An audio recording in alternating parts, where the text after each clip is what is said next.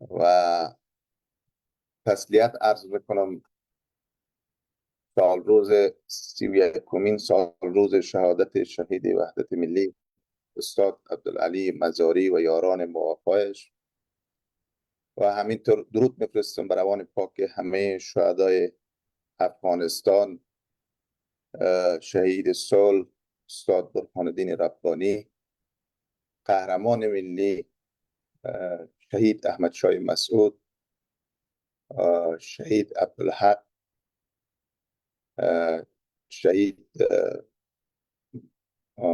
مطلب بیگ، همینطور شهید جنرال عبدالرازق نجکزی، شهید پیرام خلقان، شهید حسینی و شهید سجادی و هزاران هزار شهید کفن دیگری که نامدار و بینام بودن و در راه دفاع از وطن، در راه دین خدا و در راه احقاق حقوق حقیقیشان به شهادت رسیدن و همه ایشان درود میفرستیم و اتفاق دعا داریم.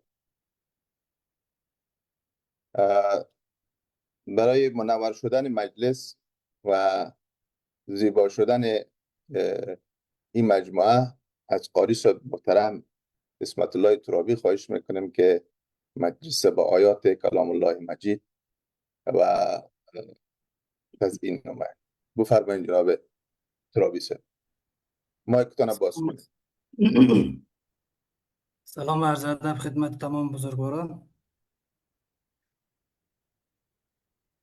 اعوذ بالله من الشیطان الرجیم.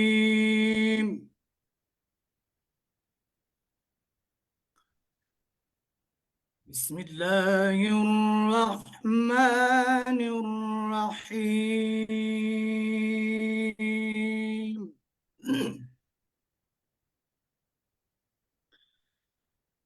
فاذكروني أذكركم واشكروا لي ولا تكفرون.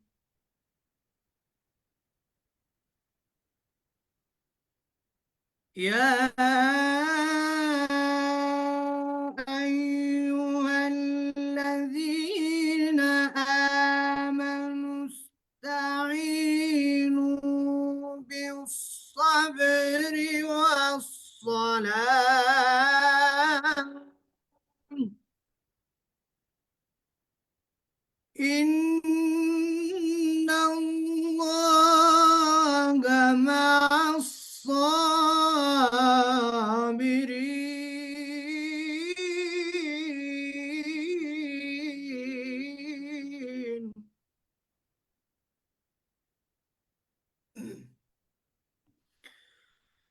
ولا تقولوا لمن يقتل في سبيل الله أموات،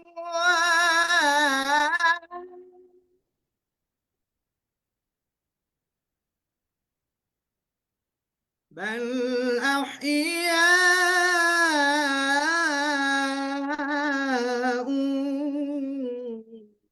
لكن لا تشعرون.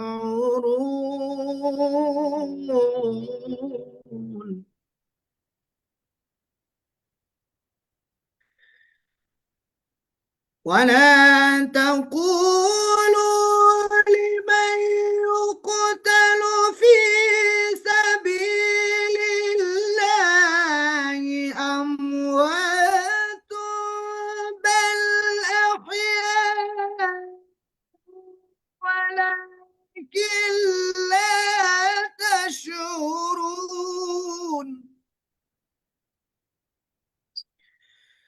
ولنبلونكم بشيء من الخوف والجوع ونقص من الأموال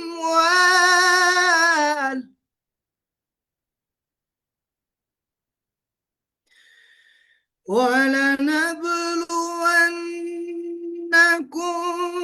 بشيء من الخوف والجوع ونقص من الأموال والأنفس والثمرات وبشر الصابرين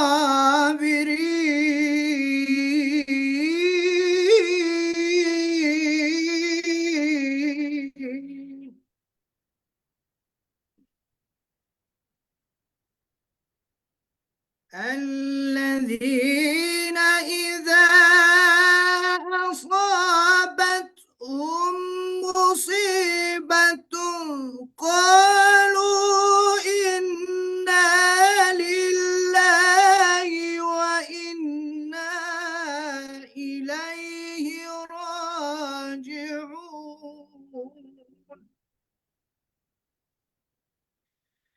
أولئك عليهم صلوات من ربهم ورحمة وأولئك هم المهتدون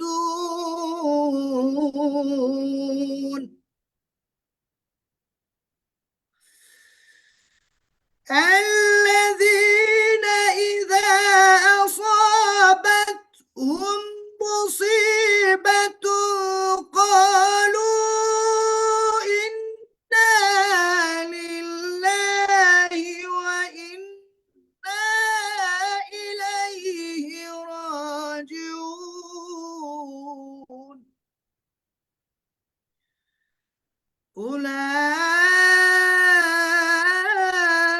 أولئك عليهم صلوات من ربهم ورحمة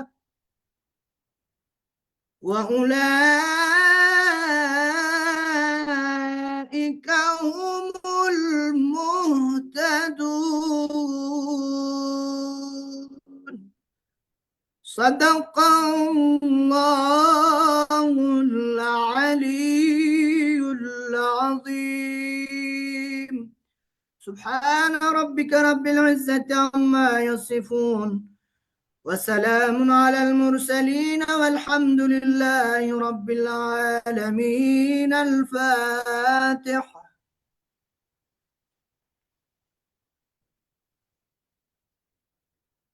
جهان سپاس از قاری محترم جناب ترابی صاحب استفاده کردیم، مجلس زیبا و زیباتر ساختین. جهان سپاس از شما. خواهش میکنم. تشکر. سلامت باش. مجددا خیر مقدم عرض میکنم به حضار محترم حاضر در مجلس، دوستانی که بعدا تشریف آوردن، جناب آقای صاحب باطر دوستم، رئیس شورای مرکزی حزب جنبش ملی اسلامی افغانستان و همینطور جناب دکتر صاحب مستور میبینم خدمتشان سلام عرض بکنم، خیر مقدم عرض. در این قسمت از برنامه به دلیل از که ماه مبارک رمضان است و وقت کمتر بگیریم، پیشنهاد بزرگایی است که برای هر سخنران ما زیاد سخنران نداریم، 4 سخنران خود داشتیم و 2 پیام است، 10 دقیقه در نظر گرفته شده.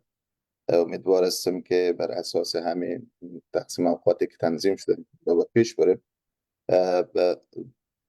برای حسن مجلس از خانم هدیه محقق خواهش میکنیم مقاله ای را که در مورد رهبر شهید در نظر گرفته به خوانش بگیرن، انشالله که استفاده بکنیم.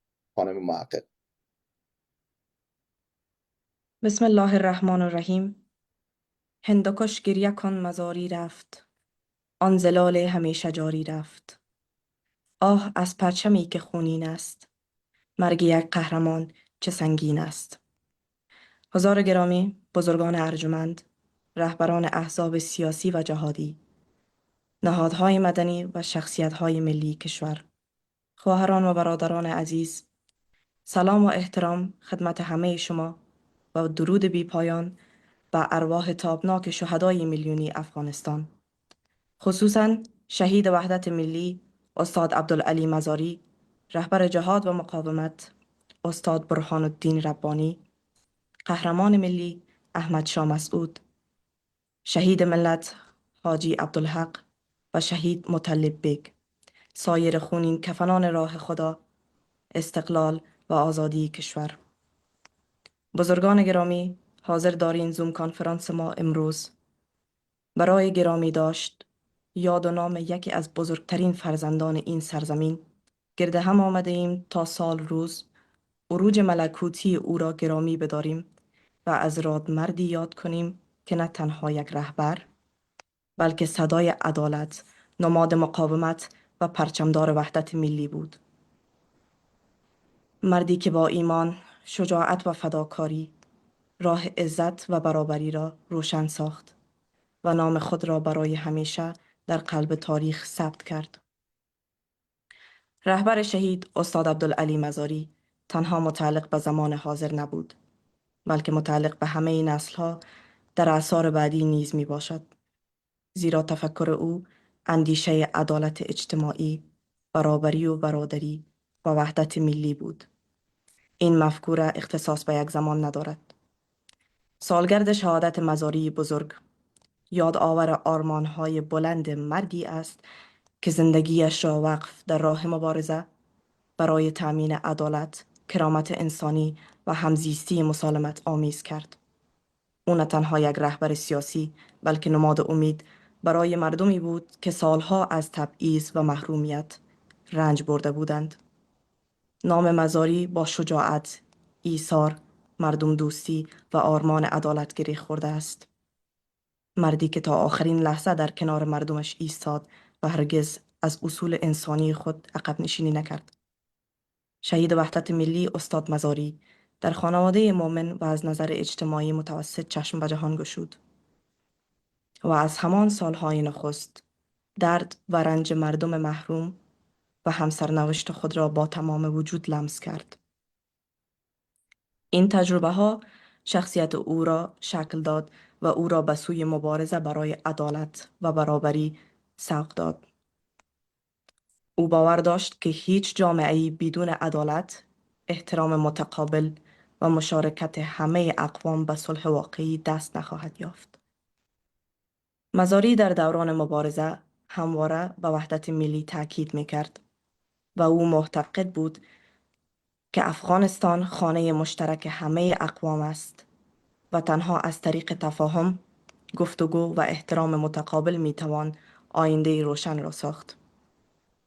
او با وجود تمام فشارها، تهدیدها و دشواریها هرگز راه خشونت و انتقام را به عنوان یک راهکار انتخاب نکرد، بلکه همواره صلح با عزت و عدالت را خواستار بود.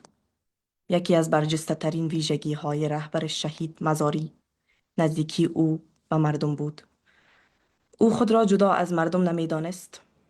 درد مردم درد او بود و آرزوهای آنان آرزوهای او. او با فروتنی زندگی می‌کرد و هیچگاه مقام و قدرت را وسیله برتری بر دیگران نمی‌دانست. او به جوانان امید می‌داد و مظلومان صدا می‌بخشید و به آینده عادلانه ایمان داشت. برای او مبارزه تنها یک وظیفه سیاسی نبود، بلکه یک مسئولیت دینی، انسانی و اخلاقی نیز بود. شهادت عبدالعلی مزاری ضایعه بزرگ برای مردم بود، اما اندیشه و راه او هرگز فراموش نشد. دشمنان او شاید جسمش را از میان بردند، اما نتوانستند آرمانهایش را از بین ببرند. شهادت او نه پایان بلکه آغاز فصل تازه‌ای از بیداری، مقاومت و آگاهی بود. نام مزاری امروز به عنوان نماد ایستادگی در برابر ظلم، دفاع از کرامت انسانی و تلاش برای عدالت زنده است. او ثابت کرد که یک انسان میتواند با ایمان، صداقت و فداکاری تاریخ را تغییر دهد و الهام بخش نسل‌های آینده باشد. امروز پس از سالها یاد نام عبدالعلی مزاری همچنان در قلب مردم زنده است. او به همه آموخت که مبارزه برای عدالت ارزشمندترین مبارزه است و خدمت به مردم بزرگترین افتخار. راه مزاری راه عدالت، وحدت و انسانیت است. بزرگداشت از سالگرد شهادت او تنها یادآور یک رویداد تاریخی نیست، بلکه تجدید پیمان با ارزش‌هایی است که او برایشان زندگی کرد و جان داد. در پایان بار دیگر ارواح همه شهدای کشورم برایشان درود می‌فرستم. ارواحشان شاد و یادشان جاودانه باد. جوان سپاس از مقاله زیبا و پرمحتوای خانم هدیه محقق. اینک در این قسمت از مراسم از جناب محترم عامر صاحب جوان، آقای صاحب احمد مسعود، رئیس جبهه مقاومت ملی و عضو شورای رهبری شورای عالی مقاومت ملی برای افغانستان خواهشمندیم ایراد سخن بفرمایید. بسیار تشکر جناب سکندری صاحب. اعوذ بالله من الشیطان الرجیم. بسم الله الرحمن الرحیم. عرض سلام و احترام خدمت یکان شما و قبل از همه چیز درود و سلام بر روح همه ارواح طیبه شهدای مردم افغانستان، علل خصوص شهید مزاری، این شهیدی که با خون خود، امو قسمی که خواهر گرامی ما گفتن، معمار یک آرمانی برای وحدت و اتحاد به خاطر همه افغانستان و همه اقوام افغانستان هستند و بودند. روحشان شاد و یادشان گرامی باد و بدون شک امروز و تداوم جلسه ما تداوم آرمان شهید مزاری، شهید مسعود، شهید ربانی، شهید بیگ، شهید جنرال رازق و همه شهدای گلگون کفن ماست که به خاطر عزت، آزادی و عدالت مبارزه کرده بودند. و روح همهشان درود میفرست. در ثانی از شورای عالی مقاومت به خاطر چنین برگزاری چنین مجلسی تشکری میکنم و از اینکه بنابر حتما مسئله نزدیک بودن افطار مقدمتر دانستن صحبت ما را نسبت به شخصیت های بزرگواری که به مراتب باید اولتر و پیشتر صحبت میکردن هم پوزش میطلبم و هم قلباً سپاسگزار هستم.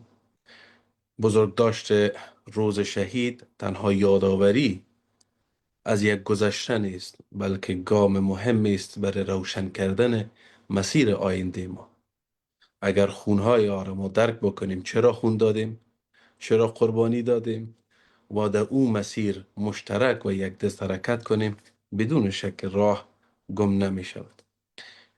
شهید استاد عبدالعلی مزاری باور عمیقی داشتم اونگونه ای که خواهر گرامی ما فرمودند به اتحاد و وحدت تمام اقوام افغانستان. هر نوع نزاع بین اقوام را یک فاجعه می دانستند و اتحاد و عدالت را برای همه یک اصل. چیزی را که من فکر میکنم در شرایط وخیمی که امروز قرار داریم هیچ زمانی به اندازه امروز چنین دادخواهی، چنین عدالت خواهی و چنین پیام و روایت معنا پیدا نمیکنه به اندازه امروز که ما به او نیاز داریم. و باورشان به این که افغانستان خانه مشترک همه مردم افغانستان است و حذف هیچ گروهی، هیچ قومی، هیچ طرفی سبب ثبات در کشور نمیشه. من فکر میکنم که امروز به اشکال مختلف ایره ما و شما با پوست و گوشت و استخوان خود درک میکنیم. تلاشی که البته تلاش مذبوحانه‌ای که امروز طالبا در مقابل حالتی که قرار گرفتن که دستپخت خود طالباست نشان از این داره که چقدر جای خالی چنین روایت حس میشه. تلاش مذبوحانه بر که به شکل نمایشی کوشش بکن که در این ولایت در او ولایت 4 نفر یا با زور یا با زر به خیابان بکش و صدای ای را بلند بکن که افغانستان مورد تجاوز قرار گرفته، امروز به یک ترتیب ظلم است و ما همگی متحد هستیم. نشان از این داره که چنین نظام ها و تفکرهای افراطی و مستبدی هم در آخر سر نیاز به اونم یک اصل پیدا میکنن، او اصل کل کشور و کل ملت باور پیدا بکنن به تمامیت ارضی یک کشور و عزت او کشور و به صلابت و مشروعیت نظام او، چیزی را که امروز این نظام و این رژیم فعلی نداره.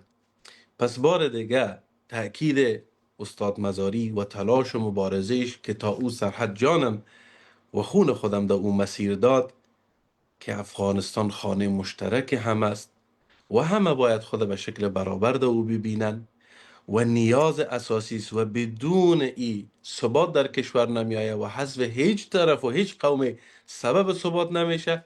شرایط امروز یک گواه روشن بر ای عمق دید و درستی فکر شهید مزاری بوده و بدون شک پیش از هر وقت دیگه ما نیاز به چسبیدن به چنین تفکر و چنین مفکوره داریم.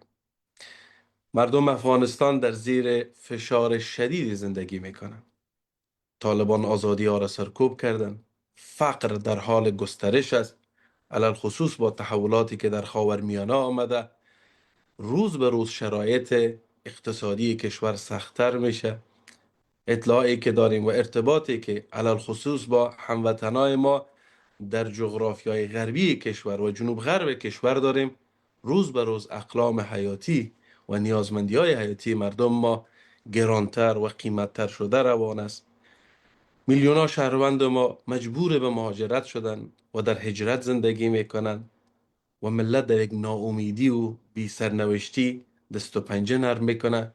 در چنین شرایطی چونین روایت های و چونین شهدای چون شهید مزاری، چون شهید ربانی، چون شهید مسعود، چون شهید عبدالرازق و چون شهید بیگ برای ما و شما بدون شک امیدهایی هستند و چراغهایی هستند که راه را نه تنها برای ما بلکه برای یک ملت روشن میکنند.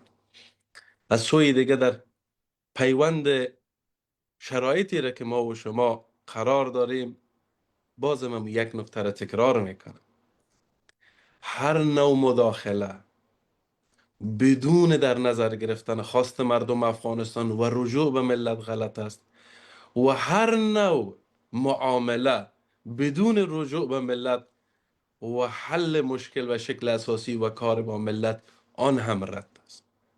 این را با این صراحت اعلان میکنیم چون موضعی را که امروز قرار داریم نباید یک موضع متفاوت و یک موضع متفرق باشه. هر نوع معامله و هر نوع مداخله غلط است. ای به این معنی که یک جمع کلان باورمند چه در شورای عالی برای نجات و چه ظرفیت های دیگر برای کار و خاطر عزتی وطن وجود داره. هنوز بچه ها و فرزندا و سربازا و سرافرازای ملت ما وجود دارن. این ملت هنوز از شیرها و مبارزین خالی نشده که دست یکی دیگه بیایه و بخواه آزادی را به ما و شما هدیه کنه. او وجود داره. هر کشوری که حل مشکل امنیتی خود میخواه حل کنه رجوع کنه به شما، رجوع کنه به می ظرفیت، رجوع کنه به ملت. هر کشوری که برای حل مسئله دیگه نیاز به تعاملی داره رجوع کنه به می مردم. چون هر نوع معامله و برخورد و عمل نفی مجموعه و نفی ملت و نفی مردم بدون شک نتیجهش حل هیچ موزلی نیست، چه موزل امنیتی چه موزل اقتصادی و سیاسی. با تمام این شرایط وقت روشن است که عامل اصلی شکلی بحران امروز متاسفانه هم دیروز و هم پریروز امی طالب است. با فراهم کردن پناهگاه های تروریستی، پناه دادن TTP و گروه های تروریستی دیگر، پناه دادن جیش العدل و گروه های دیگر، پناه دادن انصارالله و گروه های دیگر و القاعده در رأسشان، سالها افغانستان قربانی امی بازی های امنیتی و بازی های ژئوپلیتیک کردن و بدون شک جنگی که امروز داره اتفاق میفته نتیجه چنین اعمال نابخردانه است. در چنین شرایط یک فرصت یک مسئولیت تاریخی در برابر همه ما و شما قرار داره، خواهرها و برادرای بزرگ و رهبران گرامی و معظم، که باید از این فرصت ها بدون شک استفاده دقیق و عمیق انجام بدیم، اما با درک درست و پیشبینی شرایطی که ما در او قرار داریم، و باید همگی هماهنگ، منظم و یک دست عمل بکنیم و پیش بریم.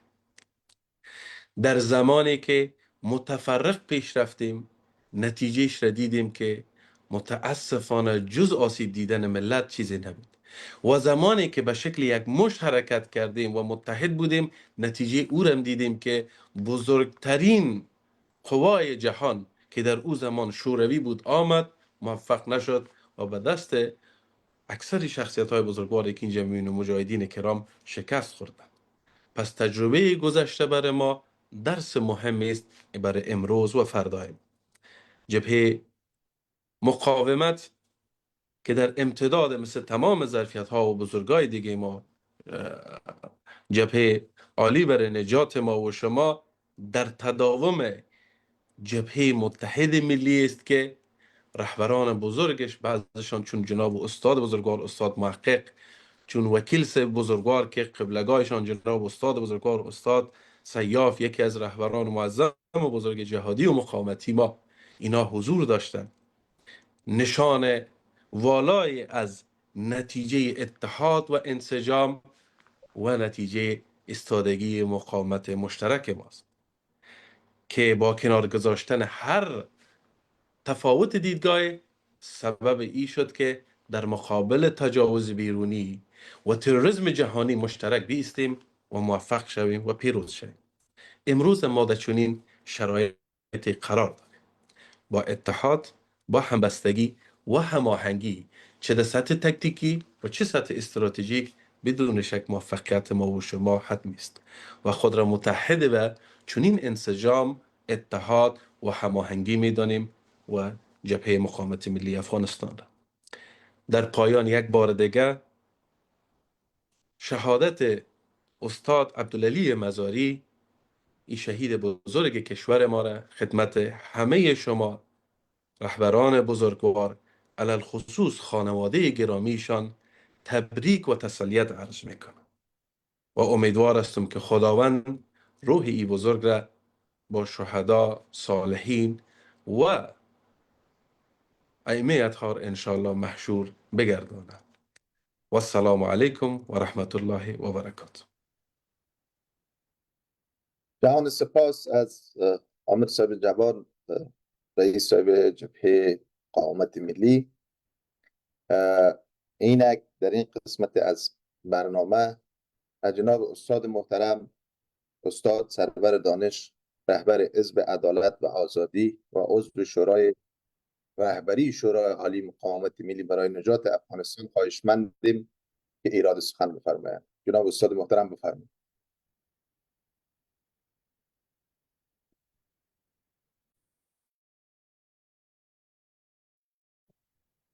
تشکر جناب اسکندری. بسم الله الرحمن الرحیم. الحمد لله رب العالمین و الصلاة و السلام علی سید المرسلین و علی آله و اصحابه اجمعین. رهبران معظم احزاب سیاسی و جهادی، شخصیت های گرانقدر سیاسی، علمی و فرهنگی، مهمانان گرامی، مردم آزاده و عزتمند افغانستان، خانم ها و آقایان، السلام علیکم و رحمت الله و برکاته. در ابتدا ضمن عرض خیر مقدم به همه شما بزرگان حاضر در این نشست و با تشکر از رهبران گرانقدر شورای عالی مقاومت برای نجات افغانستان که این نشست را برگزار کردند، همزمان با ماه مبارک رمضان و شبهای قدر و ایام شهادت مولای متقیان امام علی بن ابی طالب علیه السلام، فرارسیدن 31مین سالیاد شهادت رهبر شهید استاد مزاری و یارانش را به ملت آزاده و با عزت افغانستان و به پیروان صدیق رهبر شهید و همه عدالت خواهان و شما هموطنان گرامی تسلیت عرض میکنم و همچنین یاد همه شهدای بزرگ راه عزت و آزادی و از اون جمله استاد ربانی شهید، قهرمان ملی شهید، شهید سید مصطفی کاظمی، حاجی عبدالحق شهید، مطلب بیگ شهید، جنرال عبدالرازق شهید و دهها و بلکه صدها شهید گرانقدر دیگر مردم افغانستان را گرامی می‌داریم. حضار گرامی، هموطنان عزیز، شهید مزاری با اینکه در زمان خود با عنوان رهبر حزب وحدت و فریاد عدالت خواهانه هزاره ها شناخته میشد، اما در ژرفای وجود او اندیشه نهفته بود که او را نه تنها برای هزاره ها بلکه به یک نماد عدالت خواهی برای همه افغانستان تبدیل کرد.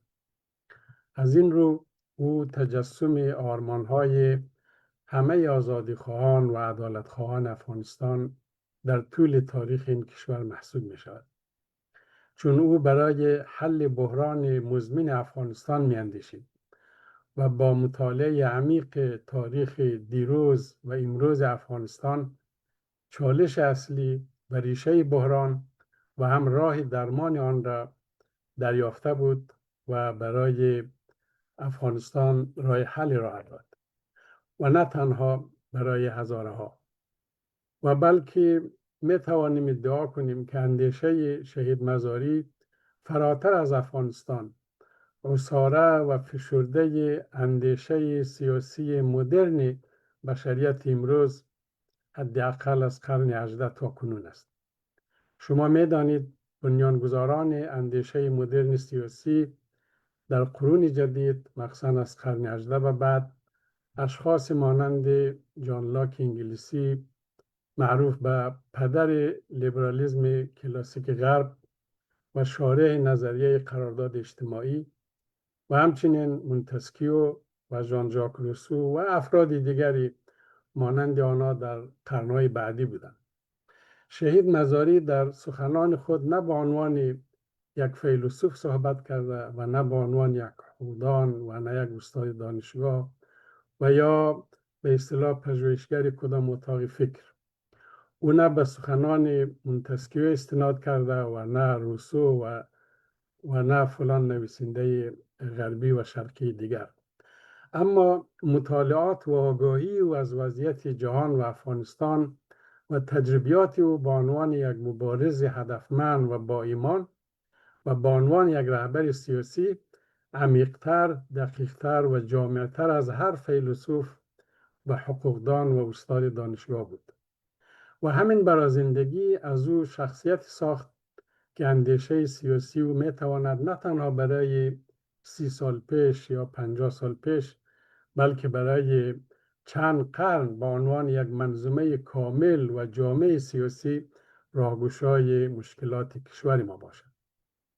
او با یک زبان ساده سیاسی و مردمی و با درک ژرفای دردهای جامعه همان معیارها و ارزشها و راه حل‌هایی را ارائه کرد که تمام اندیشمندان، حقوقدانان و سیاستمداران جامعه بشری در طول چند قرن با استدلال و تألیف ده‌ها جلد کتاب مطرح کردند.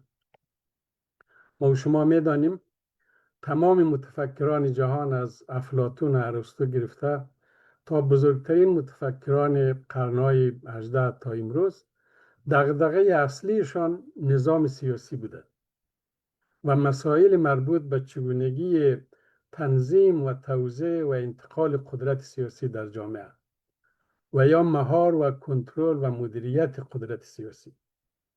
در افغانستان کنونی هم نه تنها برای هزارها بلکه برای همه افغانستان، برای همه اقوام افغانستان در ساحه سیاست ورزی هیچ اولویت دیگری جز نوع نظام سیاسی وجود نداشته و ندارد، چون تمام مفاهیم و عناصر سیاسی و حقوقی دیگری که ما و شما نام میبریم همچون تعیین سرنوشت، آزادی، حقوق اساسی شهروندی، عدالت اجتماعی، رفع تبعیض، جلوگیری از نسل کشی ها، حفظ هویت، رسمیت زبان، فرهنگ و مذهب، تقسیمات اداری، توسعه، رفاه و همه این مفاهیم پیوند عمیق و همه جانبه داره با یک چیز و او عبارت از نظام سیاسی در یک کشور.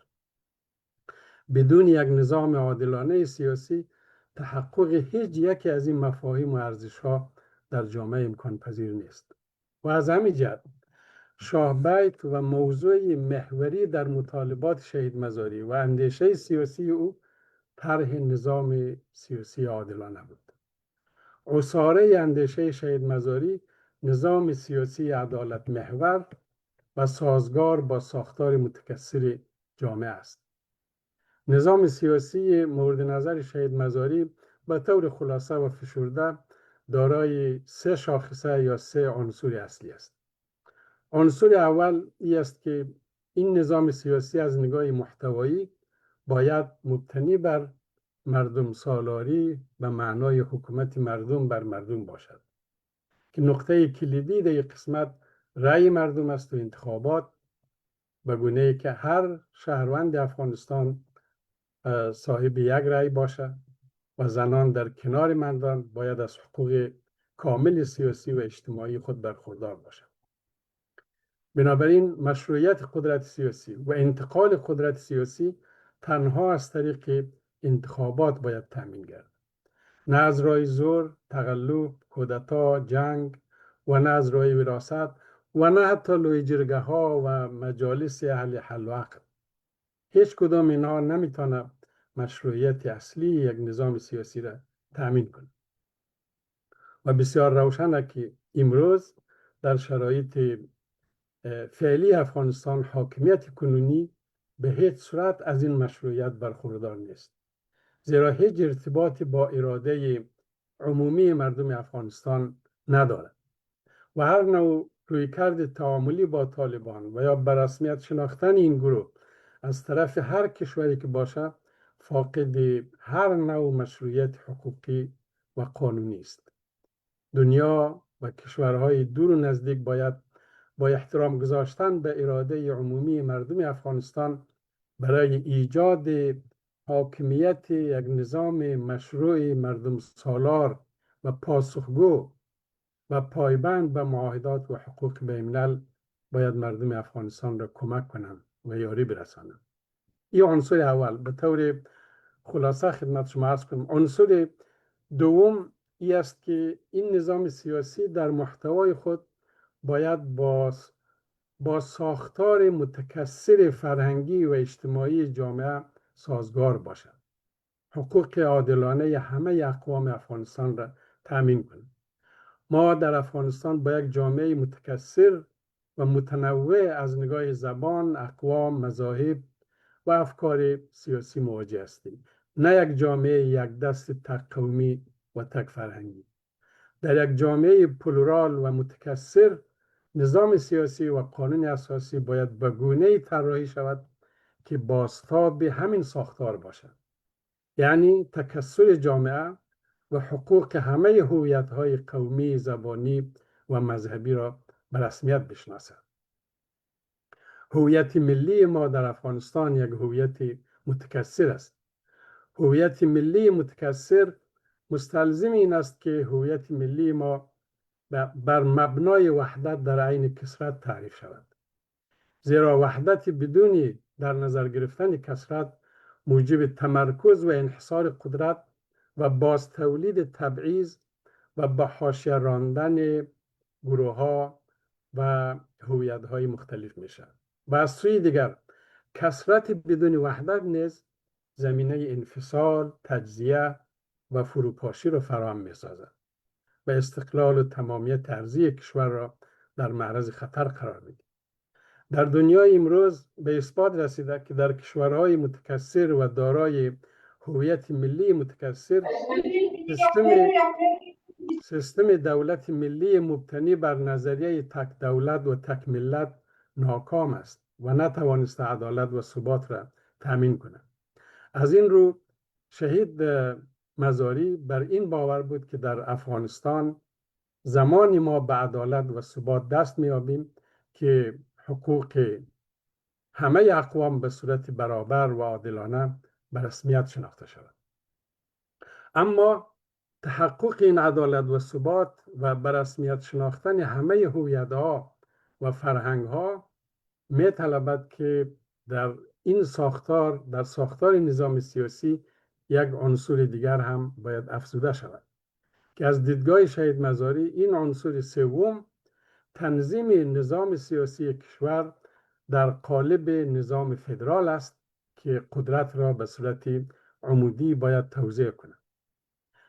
حضار گرامی، دلایلی را که امروز طرفداران فدرالیسم در افغانستان در قالب دهها کتاب و مقاله در حمایت و دفاع از دایه فدرالیسم مطرح می‌کند، شهید مزاری همه اینا را 3 دهه پیش در یک چند پاراگراف مختصر با یک بیان بسیار ساده و روان بیان کرد. در لابلای سخنان استاد مزاری وقتی جستجو می‌کنیم در مورد ضرورت فدرال به 7 دلیل اشاره کرده که خب با توجه به ضیق وقت بدون تفصیل تنها عناوین اونا را بسیار به اختصار خدمت شما یادآوری میکنیم. 1. ما تنها در سایه نظام فدرال میتوانیم از مسئولیت و امنیت مردم و تکرار نشدن قتل عامها مطمئن شویم، وگرنه در سایه نظام متمرکز ما از کجا اطمینان پیدا کنیم که آن قتل عامها دیگر تکرار نمی شود. 2. نظام فدرال همه شمول است، یعنی حقوق همه اقوام را به طور عادلانه تامین می‌کند. 3. وحدت ملی واقعی تنها با نظام فدرال تامین می‌شود، چون در این نظام همگی با احترام به یکدیگر و با رعایت حقوق همدیگر و به دور از انحصار و تبعیض زندگی می‌کند. 4. دموکراسی و اعمال حاکمیت مردم در 2 بعد عمودی و افقی و در لایه‌های مختلف در نظام فدرال به صورت بسیار بهتر از هر نوع نظام دیگر کرده تأمین بشد. 5. با نظام فدرال از تمامیت ارضی کشور حفاظت میشه و از تجزیه و فروپاشی جلوگیری میگردد. 6. نظام فدرال باعث ثبات میشه، چون در این نظام عدالت تأمین میشه و با تأمین عدالت در کشور ثبات سیاسی به وجود میآید. ثبات از راه زور، از راه انحصار قدرت هیچگاه ایجاد نمیشه. 7 و آخرین دلیل همی است که فدرالیسم یک تجربه موفق جهانی است. شهید مزاری گفته بود چگونه ممکن است که فدرالیسم در هر کشور دیگر مفید و سازنده است اما برای افغانستان زیانبار و یا غیر قابل تطبیق. حضار گرامی، هموطنان عزیز، در پیوند با اندیشه و روش و منش شهید مزاری و در رابطه با حوادث جاری کشور و منطقه لازم می‌بینم به طور فشرده به 2-3 نکته دیگه هم به اختصار اشاره کنم. اول، مهمترین مسئله برای همه ما و شما استقلال و تمامیت ارضی کشور است. در این اواخر شاهد هستیم در مرز بین افغانستان و برخی از همسایه‌ها تنش‌ها و درگیری‌های ایجاد شده که منجر به تلفات جانی و مالی در میان هموطنان ما شده است. در این رابطه باید گفت که حفظ استقلال و تمامیت ارضی کشور و عدم مداخله خارجی یک اصل تردید ناپذیر در اندیشه سیاسی پیروان شهید مزاری است. چنانکه تجربیات تاریخی هم در افغانستان و هم در جهان به اثبات رسانده که هیچ نوع مداخله یا تجاوز خارجی نه استقلال را برمغان میاره و نه دموکراسی و عدالت و آزادی را، و بلکه کاملا برعکس موجب هرج مرج و خشونت‌های بی پایان و بلکه باعث گسست و فروپاشی میشن. اما از سوی دیگر هم برای ما روشن است که گروه طالبان نه تنها قادر به حفظ استقلال و تمامیت ارضی و تأمین صلح و ثبات نیست، بلکه با انحصار طلبی های خود و با پناه دادن و حمایت کردن از گروه های تروریستی دیگر باعث شده که برخی از مناطق کشور مورد تجاوز و بلکه بمباران ها قرار بگیرد و 10 ها تن از مردمان بیگناه این سرزمین در جنوب و شرق کشور قربانی شود. ما از گروه طالبان می‌خواهیم که هر چه زودتر از حمایت گروه‌های تروریستی دست برداره تا هم امنیت منطقه آسیب نبینه و هم در چارچوب احترام متقابل و اصول بین الملل زمینه روابط نیک و حسن همجواری فراهم شود. نکته دوم، حق مردم در مقاومت است. خطاب به گروه طالبان باید بگوییم که مخصوصاً مردم هزاره به پیروی از روش و منش شهید مزاری و با توجه به شرایط حساس کشور، این مردم هیچگاه جنگ طلب و آغازگر جنگ و خشونت نبودند و نیستند.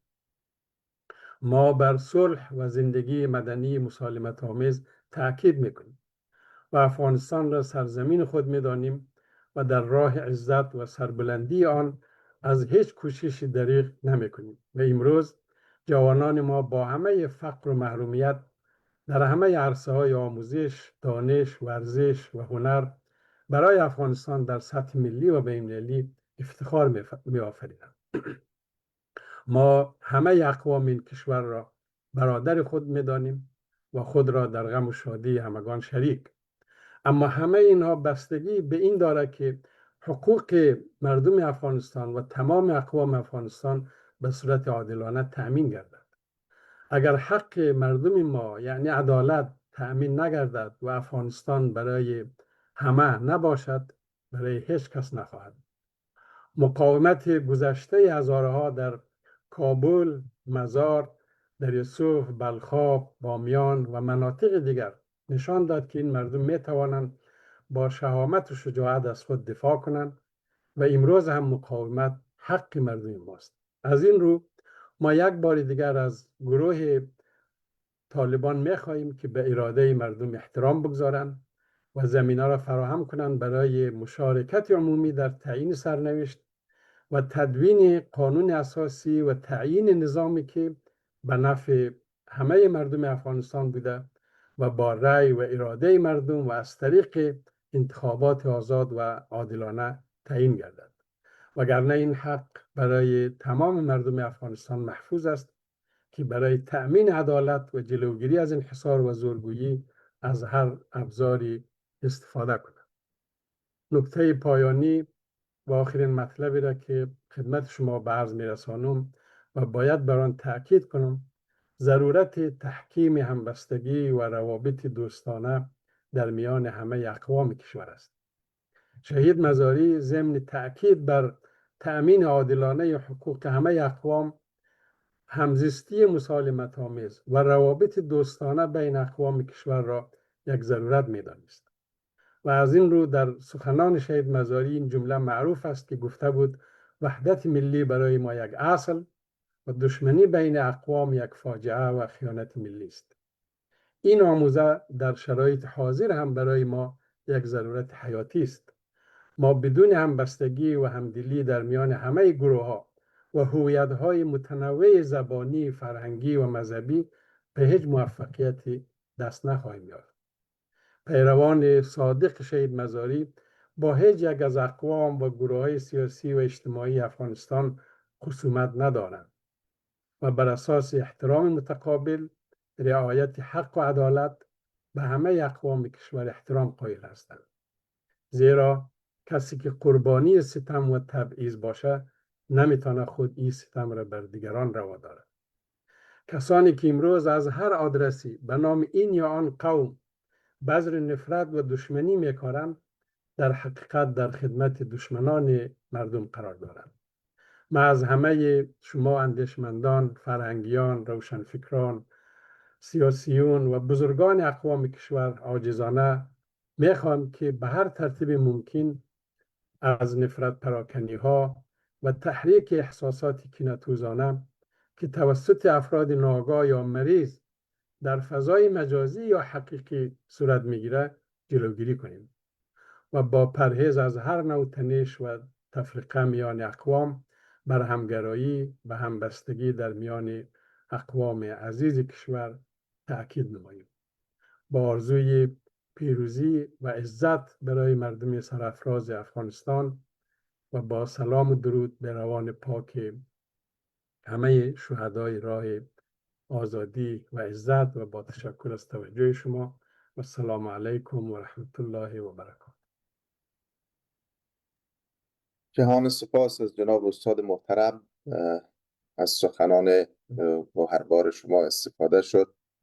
امیدوار هستم که همه حضرات از این فرصت و از وضعیتی که پیش آمده بهره برداری خوبتر بکنن. از صبر و شکیبایی شما تشکر. ضمنی که سخنران بعدی رو دعوت خواهد کردیم از حضور جنرال صاحب دادین خان و وکیل صاحب شیرین محسنی، وزیر صاحب خاوری و همینطور والی صاحب مرادی و همینطور و وکیل صاحب عظیمی و دوستای دیگه که در آخر تشریف آوردن دیده میشن. خیر مقدم و خوش آمدید عرض میکنم. در این قسمت از برنامه از محترم خالد پشتون، عضو شورای رهبری شورای عالی مقاومت ملی برای نجات افغانستان که به نمایندگی از شورای لوی قندهار صحبت میکنن، خواهشمندیم که ایراد سخن بفرمایید. شغال پختون صاحب مهربانی وکړئ. جناب محترم اسکندری صاحب، از شما یک جهان ممنون. ښاغلو او قدرمنو ګډونوالو، درنو مشرانو، خویندو او ځوانانو، السلام علیکم ورحمت الله وبرکاتو. نن موږ دلته راټول سوي یو څو د افغانستان د یو ستر شخصیت، د عدالت د مبارز او د محرومو خلکو د رښتینولي استازي شهید استاد عبدالعلي مزاري د شهادت د 11مې کلیزې په مناسبت د هغه یاد تازه کړو. دا ورځ یوازې د یو انسان د شهادت او یاد ورځ نه ده، بلکې د مبارزې، عدالت غوښتنې او د افغانستان د ټولو قومونو د برابرۍ د فکر د دوام ورځ ده. د شهید مزاري د ژوند پیل. شهید استاد عبدالعلي مزاري په 1426 هجري لمریز کال کې د بلخ ولایت د چارکند ولسوالۍ د ننوایي په کلي کې وزیږید. هغه د یوې متدینې او ساده کورنۍ غړی و. د هغه کورنۍ د کرنې او مالدارۍ له لارې ژوند کاوه او همدا ساده ژوند هغه ته د خلکو د دردونو او ستونزو سره د کوچنیوالي اشنایي ورکړه. په ماشومتوب کې د خپلې کورنۍ سره په کرنیزو کارونو او مالدارۍ کې مرسته کول. د ژمي په موسم کې به د خپل کلي ابتدایي ښوونځي ته تلو. وروسته له ابتدایي زده کړو هغه د دیني علومو د زده کړې لاره غوره کړه او د چارکند او د مزار شریف په مدرسو کې دیني زده کړې وکړې. د شهید مزاري ژوند له کوچنیوالي څخه د سختیو قربانیو ډک. د هغه کورنۍ هم د ظلم او استبداد قرباني سوه. د هغه پلار مرحوم اجي خداداد چې د سیمې یو بانفوذه او متدین شخصیت و، د هغه ورور اجي غلام نبي او خپلوان یې د دښمنانو له لوري ونیول سول او په 1461 کال کې په بېرحمانه ډول په توګه باندې شهیدان کړل سول. شهید مزاري له کوچنیوالي څخه د دین، عدالت او مبارزې روحیه درلوده. هغه به د دیني ارزښتونو په پوره صداقت عمل کوه. ویل کېږي چې هغه به ډېر وخت د رجب، شعبان او رمضان میاشتې پرله پسې روژه نیوله. دا لوړ معنوي حالت د هغه د کورنۍ د دیني چاپیریال او د هغه د پلار د تربیې پایله وه. هغه د ځوانۍ له وخته د بې عدالتۍ په وړاندې حساس و. کله چې هغه په مدرسه کې درس ویلو، د مدرسې د مسؤلینو د بې کفایتۍ او د شاګردانو د حقونو د ضایع کېدو پر وړاندې اعتراض کاوه. یو وخت یې د مدرسې د غنمو مرسته د بېوزلو زده کوونکو ترمنځ نه وې ویشل سوې. هغه له خپلو ملګرو سره د غنمو ګدام خلاص کړ او دا غنم یې پر بېوزلو زده کوونکو وویشل. دا عمل د هغه د عدالت غوښتنې او زړورتیا ښکاره نښه وه. شهید مزاري د فکري ودې په لاره کې د افغانستان د نامتو عالم او مبارز علامه شهید اسماعیل بلخي لوی اغیز درلود. مزاري د ځوانۍ په کلونو کې له علامه بلخي سره اشنا سو او د هغه له خبرو او فکرونو څخه ډېر زده کړه وکړه. علامه بلخي به مزاري ته ویل که ملا کېږې نو باید مجتهد سي، که خطیب کېږې نو باید لوی وایس سي، او که سیاست ته داخلیږې نو باید مشر سي، نه دا چې یوازې یو مامور پاته سي. دا خبرې د شهید مزاري پر روحیه ژور اغیز وکړ، هغه د مبارزې رهبري او خدمت لوري ته واچوه. له همدې امله کله چې هغه د مبارزې میدان ته داخل سو، تل به یې د مبارزې لومړۍ کرښه غوره کوله او د خلکو د رهبرۍ مسؤلیت به یې پر غاړه اخیست.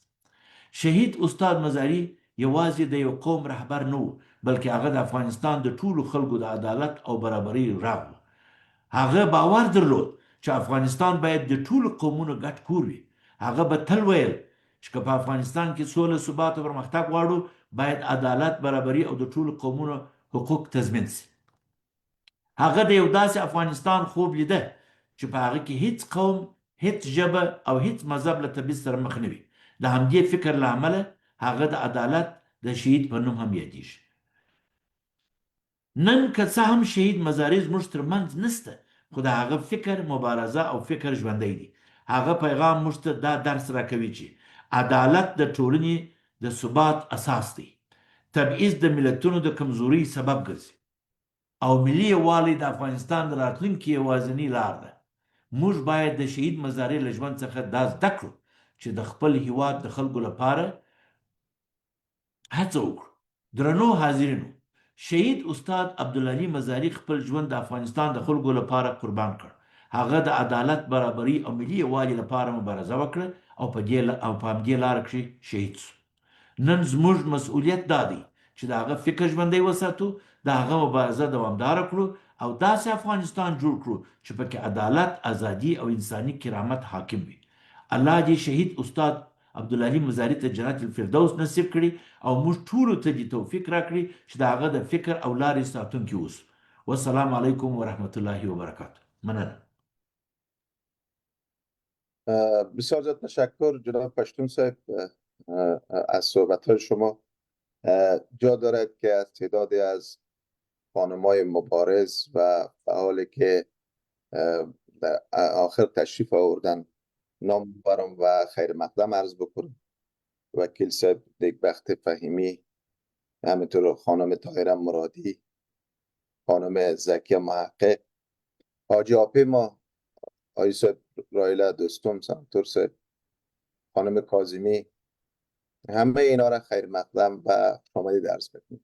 همینطور در لیست دوستان جناب صدیقی صاحب میبینم، خیر مقدم عرض بکنم، خوشامدید میگم جناب صدیقی صاحب.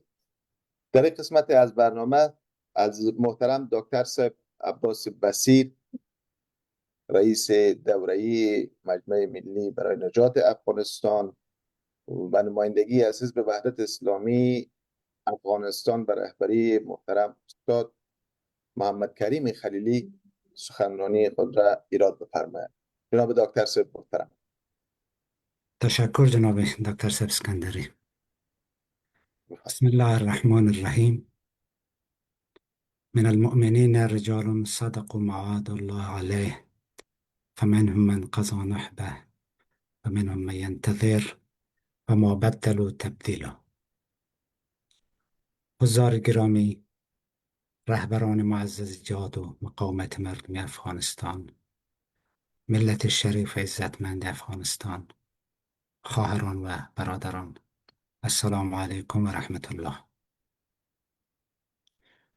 در آغاز فرارسیدن 31مین سالگرد شهادت شهید وحدت ملی استاد عبدالعلی مزاری را به ملت آزاده افغانستان، به خانواده‌های شهدا و به تمام عدالتخواهان کشور و شما بزرگان حاضر در این نشست تسلیت می‌گویم.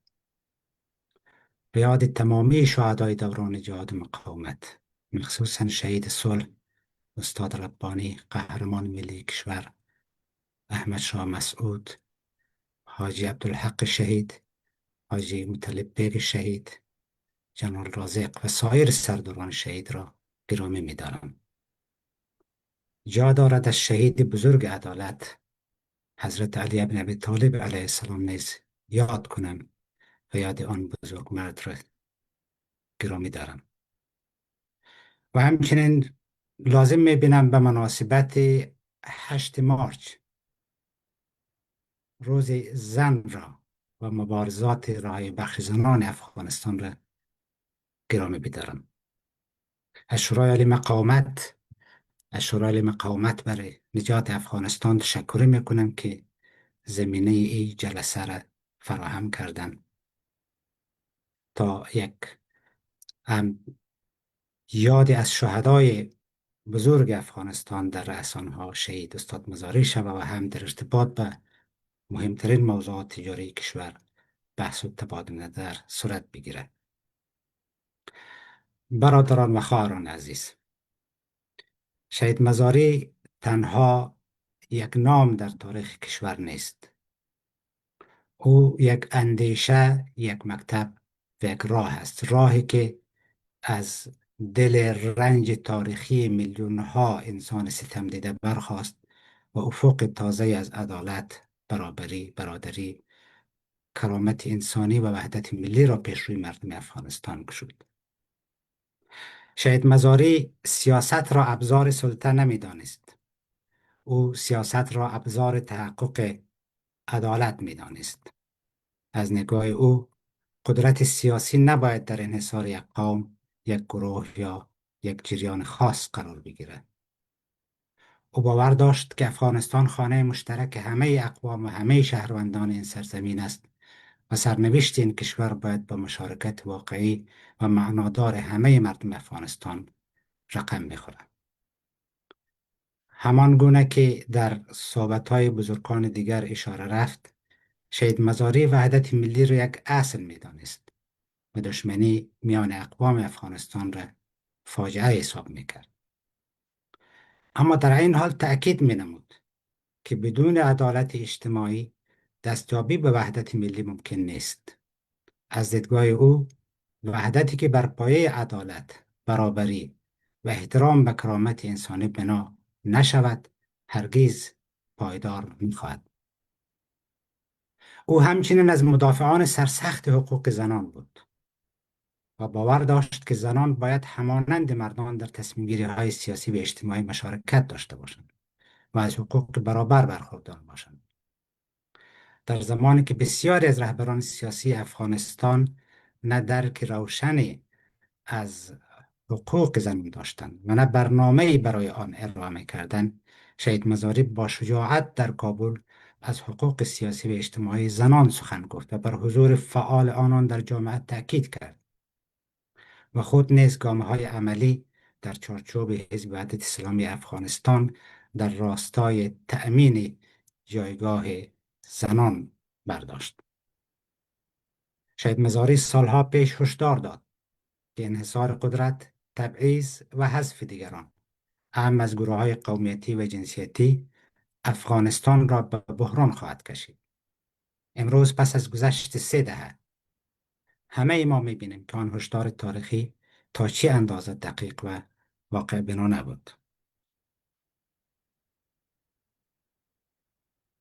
اکنون که 31 سال از آن شهادت عظما می‌گذرد، ما شاهد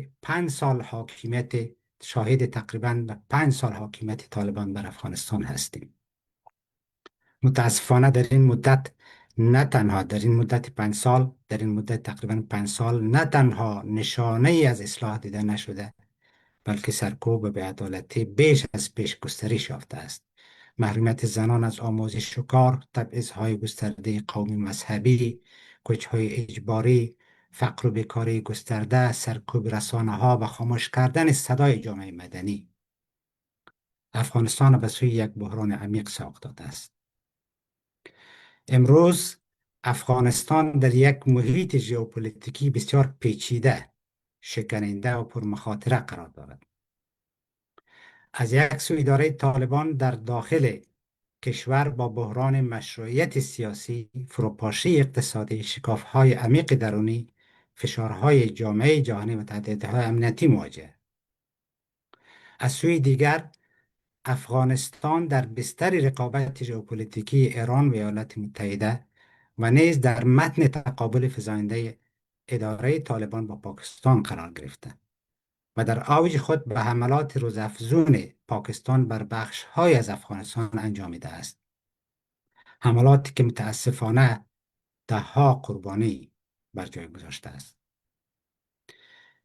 در این وضعیت پیچیده امنیتی و ژئوپلیتیکی از یک سو کشور به محل تجمع و گفتگوی گروه‌های تروریستی منطقه تبدیل شده. از سوی دیگر در مقابله با این وضعیت، در کنار حملات هوایی، تجهیز قماندان محلی و شبکه‌های مسلح غیر متمرکز مخالف طالبان در دستور کار برخی از کشورها قرار گرفته است.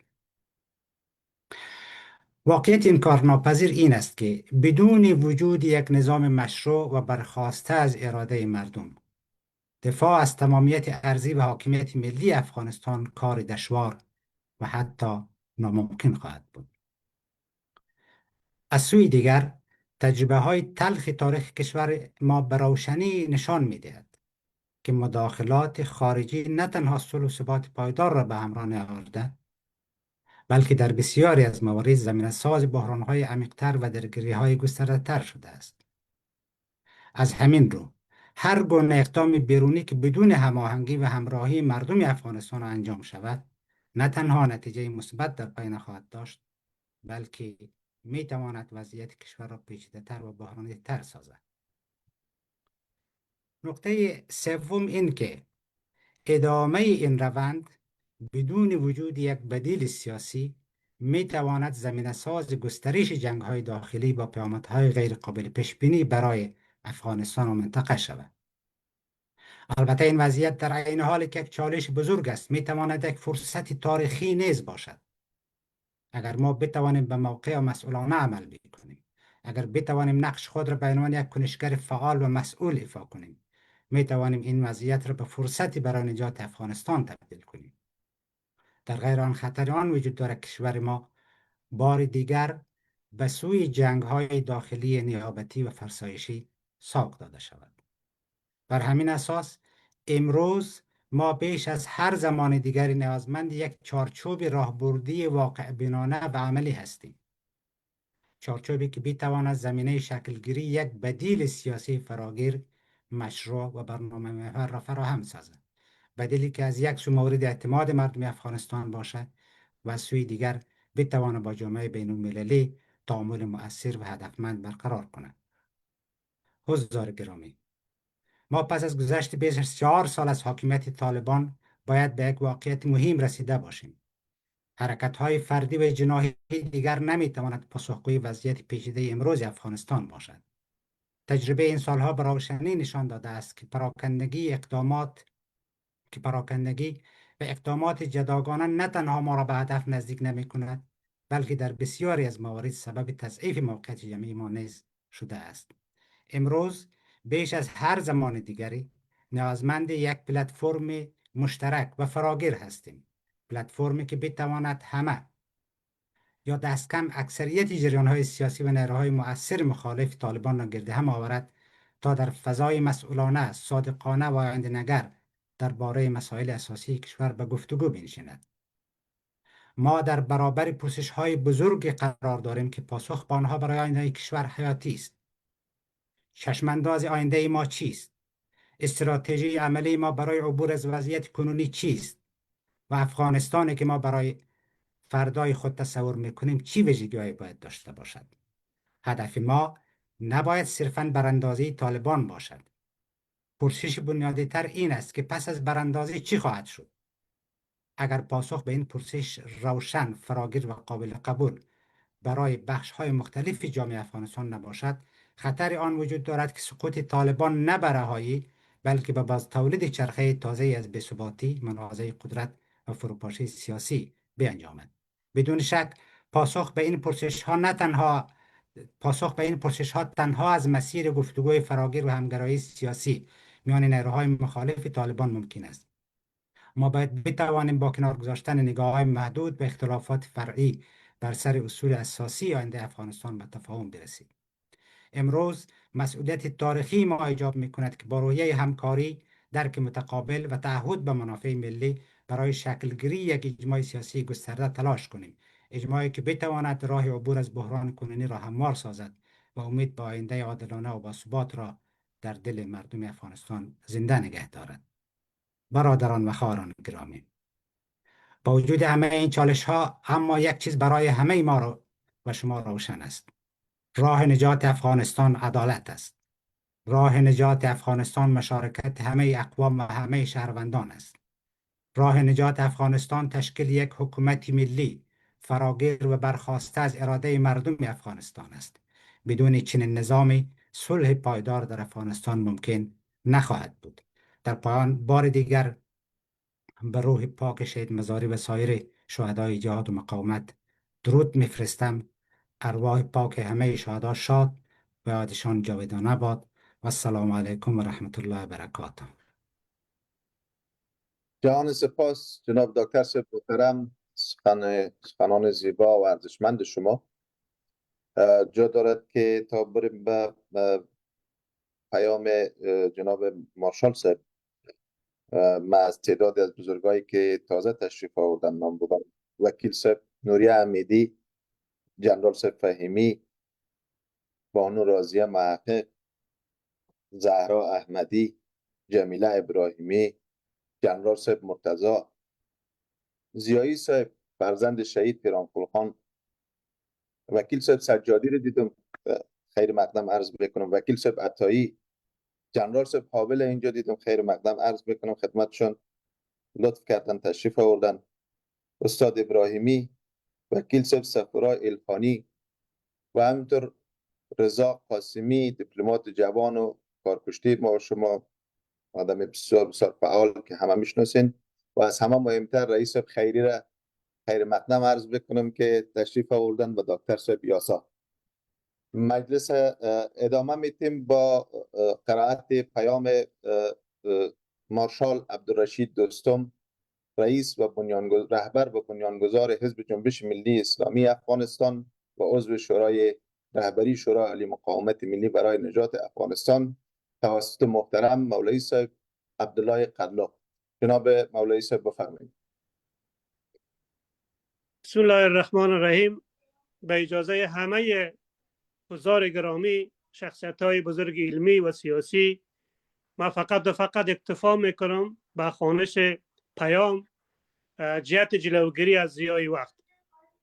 پیام مارشال عبدالرشید دوستم، رهبر و بنیانگذار حزب جنبش ملی اسلامی افغانستان، به مناسبت بزرگداشت از 31مین سالروز شهادت استاد عبدالعلی مزاری، شهید وحدت ملی و رهبر فقید حزب وحدت اسلامی افغانستان. اعوذ بالله من الشیطان الرجیم. بسم الله الرحمن الرحیم. ولا تحسبن الذين قتلوا في سبيل الله اموات بل احیاء عند ربهم یرزقون.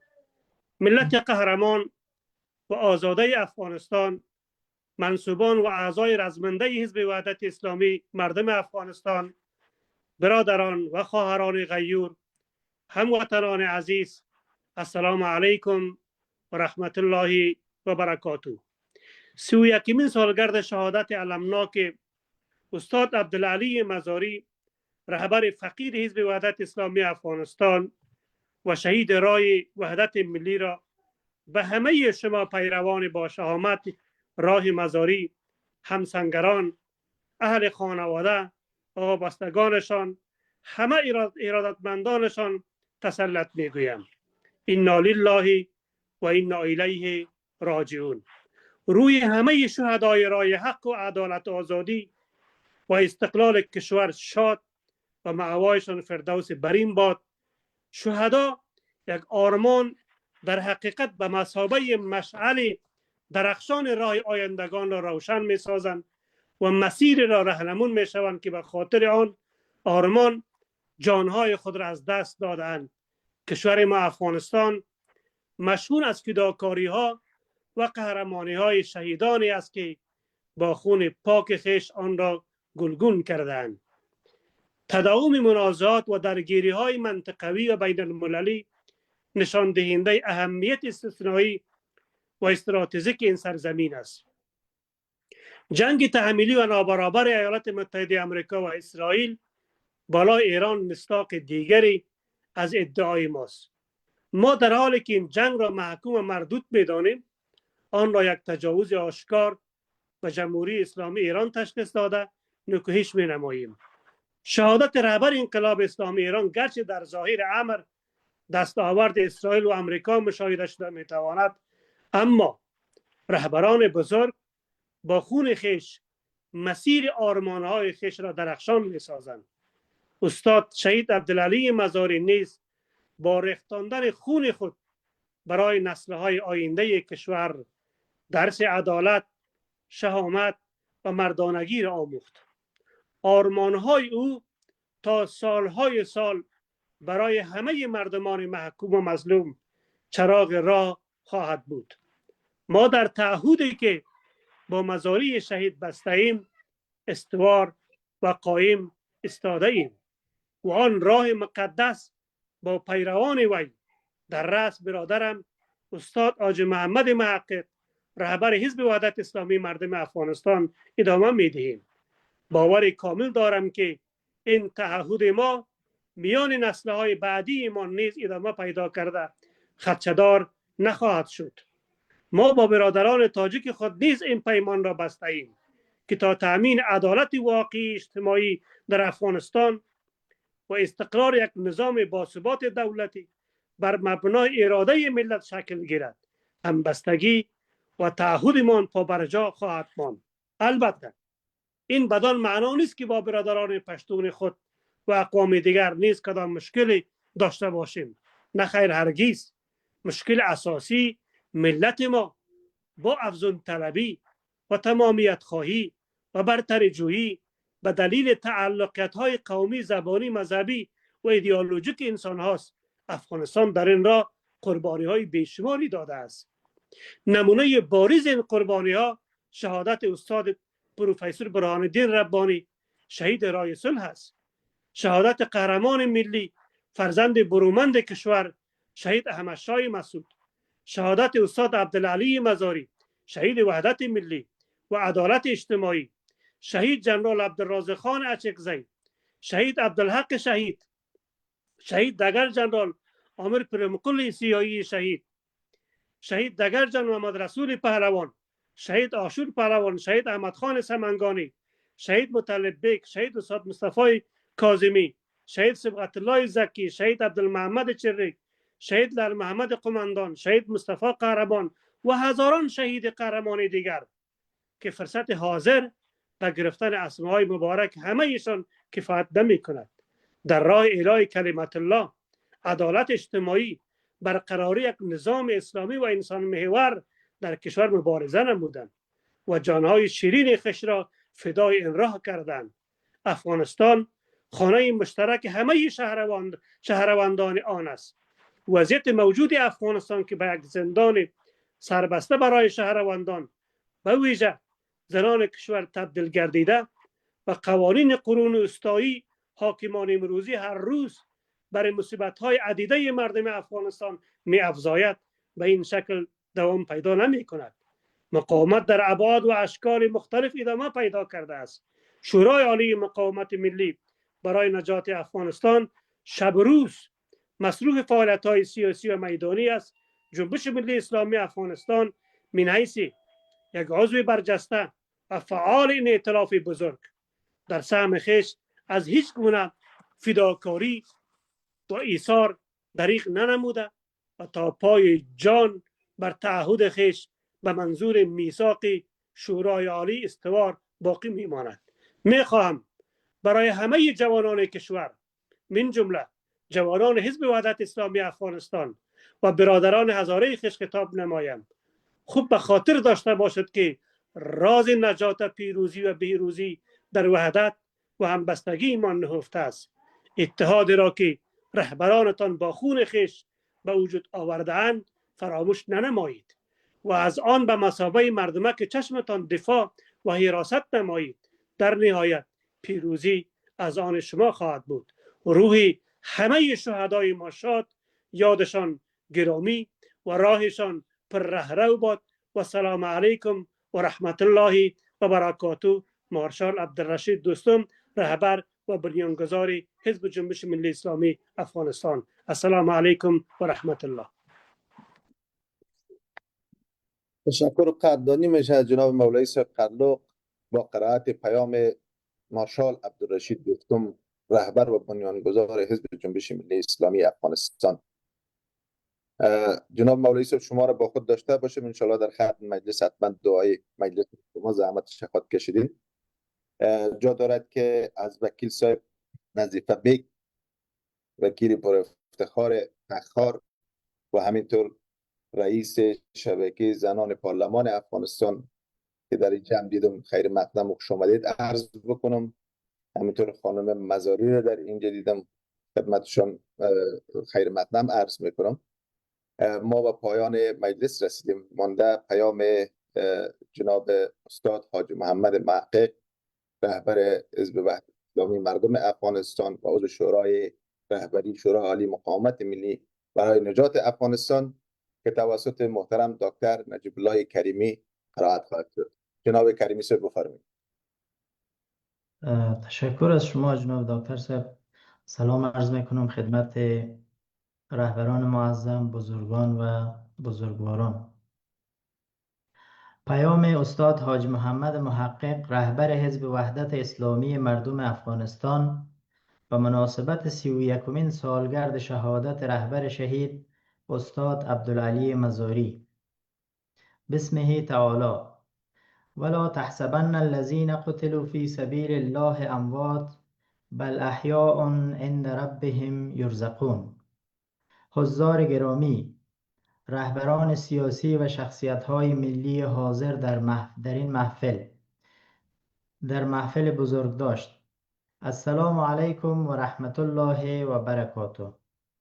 سلام و درود بی‌پایان خداوند بر روح تابناک رهبر شهید استاد عبدالعلی مزاری و سایر شهدای عظیم الشأن انقلاب اسلامی کشورمان چون رهبر جهاد و مقاومت پروفسور برهان الدین ربانی، قهرمان ملی احمد شاه مسعود، شهید ملت حاجی عبدالحق، شهید جنرال رازقخان اچکزی، شهید مطلب بیگ، شهید پیرمقل زیایی، شهید احمد خان سمنگانی و میلیون ها شهید نامدار و گمنام کشور. ایام 31مین سالیاد شهادت فریادگر عدالت اجتماعی و منادی برادری و برابری در کشور، رهبر شهید استاد عبدالعلی مزاری و یاران همسنگر و باوفایش، فصل بیداری و خیزش‌های نوین فکری در جامعه ماست. فصل رویش حیات و دوران احیای هویت و شناخت از خویشتن و درک حقوق انسانی و شهروندی ملت است و در عین حال بازخوانی مظلومیت تاریخی مردم و اهداف و آرمان‌های بزرگ آن شهید وارسته است. من این روز را به تمام ملت مظلوم و تحت ستم، خصوصا جامعه هزاره و شیعه، هم تبریک و هم تسلیت میگویم و برای ملتمان آرزوی بهروزی دارم. تبریک از این جهت که در این فصل ما بار دیگر به دنبال آرمان‌های عدالت‌خواهانه رهبر شهیدمان متحدانه و یکپارچه به پا می‌خیزیم و برای خود و نسل‌های آینده قدم و قلم می‌زنیم. اهداف بزرگ آن پیشوای پشمینه پوش و گسسته از کشش‌های زودگذر مادی را دوباره از نو بازخوانی می‌کنم و نسل‌های تحصیل کرده و نوین که در 3 دهه بعد از ایشان چشم به جهان گشوده اند، این اهداف را فرا می‌گیرند و به حقایق گذشته تاریخ معاصر ما آشنا شده و بیدار می‌شوند که این اتحاد و همدلی، بیداری و شناخت بزرگترین دستاورد این مقطع از تاریخ ملت ما می باشد. و اما تسلیت از این جهت که ملت ما بعد از 1 قرن قتل عام و نسل کشی، تحقیر، نفی و انکار، گذرانیدن دوره‌های بردگی و اسارت، محرومیت از تمام مزایای سیاسی، اداری و اقتصادی، فقر و بیچارگی، از میان ویرانه‌ها و گورستان‌های جمعی تازه جوانه زده و سر برآورده و قامت کشیده بودند و در کنار دیگر اقوام با هم برادر کشور در دفاع از اسلام، استقلال و آزادی کشورشان از چنگال اشغالگران نقش پیشگام بازی کرده بودند و می‌خواستند پس از آزادی مانند دیگران صاحب حق سیاسی و مدنی باشند. و از میانشان مردی برخاسته بود که داعیه این را داشت و فریاد می‌کشید که ما هم انسان هستیم و حق سیاسی، مذهبی و فرهنگی داریم و نباید هزاره بودن و شیعه بودن در این کشور آباییمان جرم باشد. اما این صدا در سایه تهاجم شوم دشمنان آزادی و عدالت خفه شد و فریادگر عدالت و برابری ملی ما در قربانگاه تاریخ بیرحمانه سلاخی شد و ستاره اقبال مردم ما زود هنگام غروب کرد و قاتلان و تمامیت خواهان و نیز عناصر مزدور آنان در روز سیه روزی ملت ما در غرب کابل بر رقص و پایکوبی پرداختند و دردبارتر این که این فاجعه را در لباس دین و مذهب پوشانیدند و با پررویی تمام روز نگونبختی ملت ما را روز رحمت اعلان کردند و گفتند الیوم یوم المرحمه، امروز روز رحمت است. برادران و خواهران گرامی، اکنون 31 سال از شهادت پیشوایمان مزاری بزرگ می‌گذرد. او از نظر فیزیکی مرده است و به فیض عظمای شهادت رسیده و دیگر در میان ما نیست. اما اهداف و آرمان‌های او که عدالت ملی، مشارکت سیاسی و برابری حقوق انسانی همه اقوام اعم از زن و مرد بود، زنده است و ما موظف به پیگیری آن اهداف هستیم. شخصی به نام زاپاتا رهبر مبارزان مکزیک در یک نهضت دهقانی بود. او کشته شد ولی نهضتش دوام کرد. چرا؟ چون دهقانان مبارز مکزیکی همه یک دست و یک پارچه فریاد کشیدند که زاپاتا نمرده است، او زنده است. زاپاتا در وجود هر دهقان مکزیکی زنده است و به دنبال آرمان او ایستادند و تا به سرمنزل مقصود رسیدند. امروز مزاری نه تنها برای هزارها و شیعه ها بلکه برای همه عدالت خواهان کشور یک زاپاتا است. او نمرده است. او در وجود هر هزاره و شیعه و در وجود هر فرد از اقوام برادر و عدالتخواه کشور ما زنده است و فریاد برادری و برابری سر می دهد و باید هم به صدایش لبیک گفت. روزی که رسول گرامی اسلام حضرت محمد مصطفی صلی الله علیه و آله و سلم بعد از تحمل 23 سال رنج و مهنت در راه ترویج اسلام از دنیا رفت، امت سرخورده و ناامید شده بودند. حضرت ابوبکر صدیق خلیفه پیامبر بر منبر رفته بعد از حمد و ثنای خداوند و درود بر رسول گرامیش در فراز از بیاناتش کلام جالبی گفت و صدا زد: های مردم، اگر شما محمد رسول خدا را می پرستید بدانید که محمد مرده است، ولی اگر شما خدای محمد را می پرستید بدانید که او زنده است و هرگز نمی میرد. بناهن بر ایمانتان به خدا و رسول او استوار بمانید و راه او را با جدیت ادامه بدهید. دوستان گرامی، مزاری بزرگ از نظر فیزیکی 31 سال پیش به شهادت رسیده، ولی اهداف بزرگ او که عدالت برای همه و حقوق برای تمام ساکنان و مالکان سرزمین به اسم افغانستان است زنده است. عدالت زنده است، نمرده و هرگز نمی میرد. در روز عاشورا امام حسین علیه السلام در میانه میدان کربلا در مقابل هزاران نفر از لشکر دشمن ایستاد و فریاد کشید: هل من ناصر ینصرنی؟ آیا کسی هست مرا یاری کند؟ آیا این ندای امام حسین تنها متوجه لشکر مخالف بود؟ بله، این ندا اتمام حجت بر تشنگان قدرت در لشکر یزید هم بود، ولی روح این پیام متوجه وجدانهای تمام نسلهای بشر در طی قرون و اعصار بعدی بود که های ابنای بشر، مرا یاری کنید و در مقابل ظلم و استبداد و انحراف از ارزش‌های انسانی بایستید و قربانی بدهید.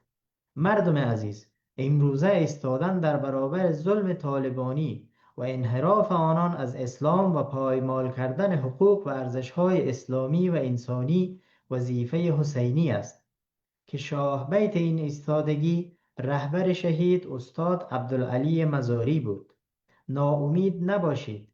امروز اگرچه جهان در یک تلاطم عجیب گرفتار شده، جنگ اوکراین، قتل عام و نسل کشی غزه و لبنان از یک سو و صفارایی امپریالیسم و صهیونیسم در برابر جهان اسلام از سوی دیگر، این کره خاکی را به سمت یک جنگ جهانی سوق داده و نزدیک کرده است و در نتیجه افغانستان در بوته فراموشی سپرده شده. ولی قضیه این بار دیگر احیا خواهد شد و به زودی افغانستان در محراق توجه منطقه و جهان باز خواهد گشت. آماده تغییر باشید و استوار به راهتان که همان راه عدالت و آزادی هست ادامه بدهید. روح همه شهدای راه آزادی، استقلال و عدالت، مخصوصاً رهبر شهید استاد عبدالعلی مزاری گرامی باد. و السلام علیکم و رحمت الله و برکاته. حاج محمد محقق، رهبر حزب وحدت اسلامی مردم افغانستان. شکر. جهان سپاس جناب دکتر سید کریمی با خوانش پیام جلالت آب استاد حاج محمد محقق، رهبر حزب وحدت اسلامی مردم افغانستان. و تشکر میکنیم از اینکه با حوصله‌مندی کامل قرائت کردین، ما هم استفاده کردیم. اگرچه مجلس ما پایان رسیده، اما از جمع خواهرها کسی صحبت نکردن. انتقاد امی است که ما همه اشتراک کردیم و از جمع ما کسی سخنرانی نکرده. در این قسمت در حد مختصر از خانم عذرا بیان خواهش میکنیم که به نمایندگی از جمع خانم‌ها چند دقیقه صحبت بکنن. انشاءالله مجلس دعا میکنم. خانم بیان بفرمایید. تشکر از شما جناب سکندری صاحب محترم. بسم الله الرحمن الرحیم. قال الله تعالی: الله تحسبن الذين قتلوا في سبيل الله امواتا بل احیاء عند ربهم یرزقون. سلام های گرم و صمیمانه خود را حضور رهبران گرامی و محترم، استاد محقق، استاد دانش بزرگوار عامر صاحب مسعود و تمام بزرگواران که اینجا حضور دارند، خصوصا خواهران ارجمند و گرانقدر خود تقدیم می کنم. همچنان از حضور گرم و پرجوش همه شما عزیزان صمیمانه اظهار امتنان و سپاس می کنم. از اینکه فرصت چند دقیقه صحبت برای من میسر شد بسیار خرسند هستم و آن را افتخاری بر خود می دانم. امروز در سال روز شهادت شهید عبدالعلی مزاری گرد هم آمده ایم تا یاد و راه مردی را گرامی بداریم که نامش با عدالت خواهی، شجاعت و ایستادگی در تاریخ افغانستان پیوند خورده است. شهید مزاری تنها یک شخصیت سیاسی نبودند. او صدای انسانهایی بود که سالها از عدالت، برابری و حق مشارکت در سرنوشت کشورشان محروم مانده بودند. او با شهامت خود در برابر تبعیض ایستادند و از کرامت انسانی دفاع کردند. شهید مزاری باور داشتند که افغانستان خانه مشترک همه اقوام و مردمان سرزمین هست. سرزمینی که باید در آن همه انسانها، تمام اقوام، تمام مذاهب بدون توجه به قوم، زبان و مذهب از حقوق برابر برخوردار باشند. او همواره بر وحدت ملی، عدالت اجتماعی و مشارکت همه مردم در ساختن آینده کشور تاکید می‌کرد. راه و اندیشه او امروز نیز برای ما یک پیام روشن دارد. این که افغانستان زمانی به آرامش و ثبات میرسد که عدالت در آن حاکم شود و صدای همه مردم در آنجا شنیده شود و هیچ انسانی به خاطر هویت خود احساس محرومیت و بی‌عدالتی نکند. شهید مزاری به ما آموخت که در برابر بی‌عدالتی سکوت نکنیم، برای حق و کرامت انسانها ایستادگی بکنیم و باور داشته باشیم که آینده افغانستان میتونه خیلی روشن‌تر از فعلا باشد. برادران و رهبران گرامی سرزمینم، کسانی که حتی برای یک دوره کوتاه از زمان و توان خود را برای گوشه از قوم، ولایت و جغرافیای افغانستان گذاشته اید، امروز در این روز عزیز فرصت را غنیمت می شمارم و از همه شما می خواهم تا دستهای یکدیگر را برای نجات افغانستان بگیریم. در هر شرایطی پشت همدیگر بایستیم و راه عدالت و آزادی و اتحاد را بر مردم افغانستان باز بکنیم. بیاموزیم و بیاموزانیم که هنوز تاریخ خون شهدا در رگ‌های افغانستان جریان دارد و هنوز جان پرزخم و پرپینه افغانستان نمرده است، بلکه باید گرمتر، آگاهتر، محکمتر از قبل کنار هم بایستیم تا آینده شایسته برای این سرزمین بسازیم. در این لحظه در کنار یاد و راه شهید عبدالعلی مزاری از دیگر قهرمانان، همانطور که دیگران یاد کردند، من نیز یاد می کنم از شهید احمد شاه مسعود، قهرمان پنجشیر، و از همه شهیدان دیگر، شهید استاد ربانی، شهید عبدالرزاق، شهید عبدالحق، شهید سمنگانی و خیلی از شهدای دیگری که باعث عزت و عدالت در سرزمین شدند و خون خود را دادند و جان خود را فدا کردند. یاد همه اونها در تاریخ سرزمین زنده و جاوید خواهد ماند.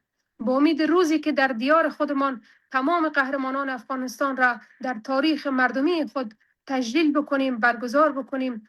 تشکر از اینکه وقت دادین و با آرزوی سلامتی برای همه شما بزرگواران و من الله توفیق.